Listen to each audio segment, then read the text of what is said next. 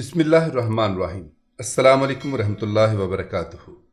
ابو المظفر محی الدین محمد اورنگزیب عالمگیر رحمۃ اللہ علیہ مغلیہ خاندان کا چھٹا بادشاہ تھا۔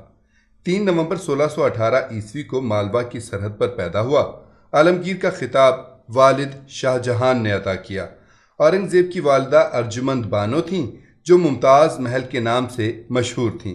اورنگزیب رحمۃ اللہ علیہ کو سید محمد، میر ہاشم اور ملا سواہلے جیسے علاماؤں کی شاگردی کا موقع ملا۔ مغل بادشاہوں میں اورنگزیب پہلا بادشاہ تھا جس نے قرآن شریف حفظ کیا اور فارسی مضمون نویسی میں نام پیدا کیا۔ اس کے علاوہ گھڑ سواری، تیر اندازی اور فنون سپاہ گری میں بھی کمال حاصل کیا۔ 17 برس کی عمر میں 1636 کو دکن کا صوبے دار مقرر ہوا۔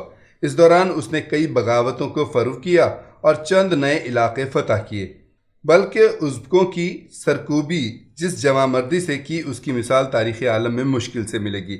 اورنگزیب رحمۃ اللہ علیہ نے جس دور میں آنکھ کھولی وہ مادہ پرستی کا عظیم دور تھا۔ اس کا باپ شاہ جہان عشاق کی دنیا کا عظیم تر انسان تھا جس کی عاشقی کا منہ بولتا ثبوت آج بھی تاج محل کی صورت میں موجود ہے۔ یوں ہی نور الدین جہانگیر اور جلال الدین اکبر بھی کسی سے کم نہ تھے، لیکن اورنگزیب ایک الگ فطرت لے کر پیدا ہوا۔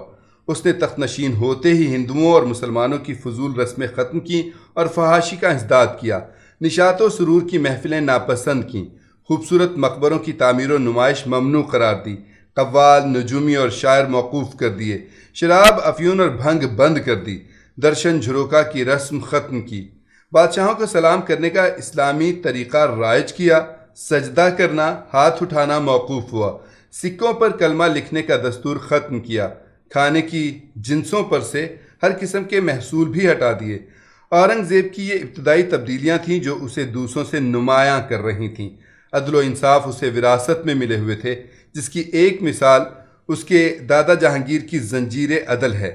تاریخ سے یہ بھی شواہد ملتے ہیں کہ اس کے آباء کی دعائیں بر وقت قبول ہوتی تھیں، جیسا کہ ظہیر الدین بابر کے متعلق مشہور ہے کہ اس نے اپنے بیٹے ہمایوں کو قریب المرگ دیکھ کر چارپائی کے پاس چکر لگاتے ہوئے دعا کی، اے میرے پروردگار، اگر میری عمر میرے بیٹے کی عمر سے زیادہ ہے تو میری عمر میرے بیٹے کو بخش دے اور اس کی جگہ مجھے موت دے دے۔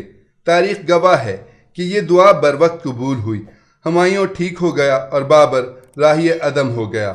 یوں بھی متفقہ فیصلہ ہے کہ ایک عادل حکمران کی دعا 40 اولیاء اللہ کی دعاؤں سا اثر رکھتی ہے۔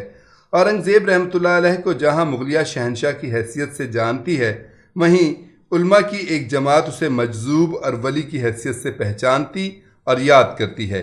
اسی مجذوب کی مجذوبیت کے پیش نظر ایک واقعہ پیش کیا جا رہا ہے جو اورنگزیب کی مجذوبی اور عدل و انصاف کو ظاہر کرتا ہے۔ واقعہ اس طرح کا ہے کہ ایک بار دہلی میں قتل کی ایک واردات ہوئی۔ عدالت نے اس قاتل کو سزائے موت سنا دی۔ جب رحم کی درخواست بادشاہ کے پاس پہنچی تو بادشاہ نے وہ درخواست بھی مسترد کر دی۔ پھانسی سے ایک روز پہلے کی بات ہے کہ قاتل کا غمزدہ بھائی پریشانی کے عالم میں بازار میں گھوم رہا تھا کہ ایک نامعلوم شخص نے اس کا ہاتھ پکڑ لیا۔ اس نے دیکھا کہ اس کے سامنے ایک غلیظ لباس والا بوڑھا شخص کھڑا تھا جس کا سر اور پورا جسم گرد آلود تھا۔ اس کے چہرے سے فاقہ زدگی ٹپک رہی تھی۔ اس شخص نے صرف 2 لفظ کہے، بھوک، روٹی۔ اسے بوڑھے کی حالت پر ترس آ گیا اور اس نے قریبی دکان سے اسے کھانا کھلایا۔ اس نے دیکھا کہ وہ شخص وحشیوں کی طرح کھانا کھا رہا ہے۔ کھانے سے فارغ ہو کر اس بوڑھے شخص نے اسے مخاطب ہو کر کہا، مانگ کیا مانگتا ہے؟ غمزدہ شخص مسکرایا کہ جسے کھانے کو نہ جانے کب سے کچھ نہ ملا وہ مجھے کیا دے گا؟ بوڑھے نے دوبارہ تحکم آمیز انداز میں کہا، مانگ کیا مانگتا ہے؟ اس پر وہ شخص بولا، کل صبح میرے بھائی کو پھانسی دی جا رہی ہے، اسے رکوا سکتے ہو؟ یہ سن کر بوڑھے مجذوب کی کیفیت ہی بدل گئی۔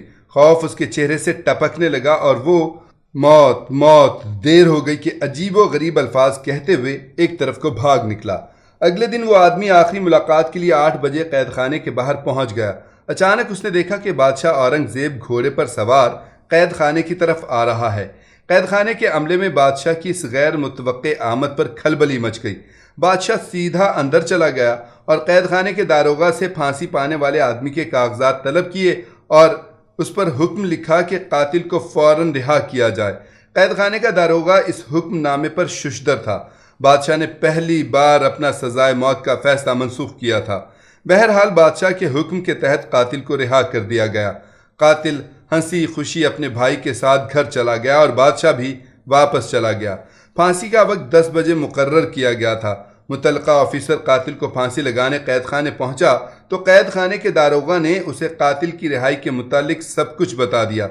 حاکم نے داروغہ کی بات پر یقین کرنے سے انکار کر دیا اور سیدھا محل جا پہنچا۔ وہاں جا کر اسے پتہ چلا کہ شہنشاہ باہر جانے کے لیے کہیں نکلے ہی نہیں۔ یہ سن کر اس کے ہوش اڑ گئے۔ اس نے فوراً بادشاہ کو ملاقات کا عریضہ بھیجا۔ بادشاہ نے اسے اندر بلا لیا اور تفصیل سے سنتے ہی سخت مشتعل ہو گیا اور افسر کو لے کر سیدھا قید خانے پہنچا۔ قید خانے کا داروغہ ڈر کے مارے کانپ رہا تھا اور کانپتے کانپتے بادشاہ کو وہ سب کچھ بتایا۔ آپ اتنی دیر پہلے تشریف لائے تھے اور قاتل کی رہائی کا یہ تحریری حکم دیا تھا۔ بادشاہ نے حکم نامہ دیکھا جس پر مہر اور دستخط بھی اصلی تھے۔ کچھ دیر سوچنے کے بعد گویا بادشاہ معاملے کی تہہ تک پہنچ گیا۔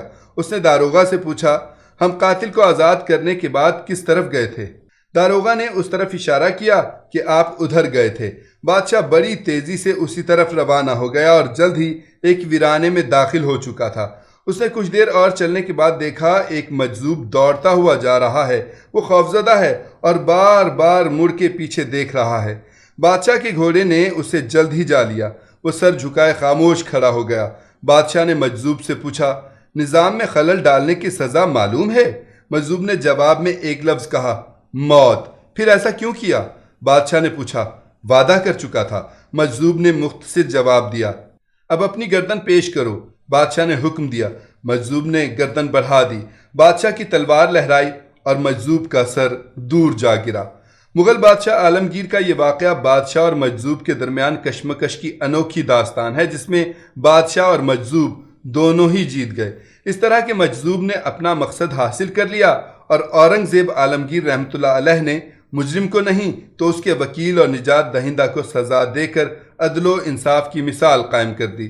اس واقعے سے یہ معلوم ہوتا ہے کہ اورنگزیب خود بھی اس نظام میں کسی عہدے پر فائز تھا جس نظام کا یہ پراسرار مجذوب حصہ تھا۔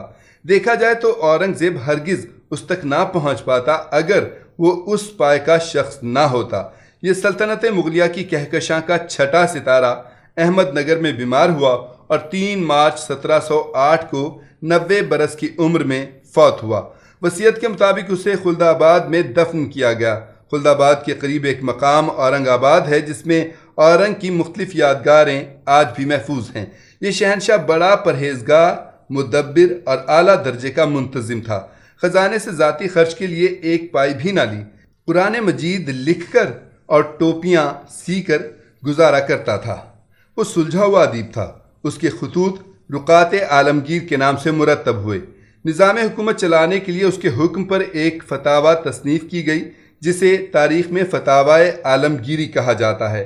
اس سے معلوم ہوتا ہے نہ وہ صرف تلوار کا دھنی تھا بلکہ قلم کا بھی بادشاہ تھا۔ فتاوی عالمگیری فقہ اسلامی میں ایک ممتاز حیثیت رکھتی ہے، اس لیے بعض علماء دین سلطان کو اپنے دور کا مجدد بھی قرار دیتے ہیں۔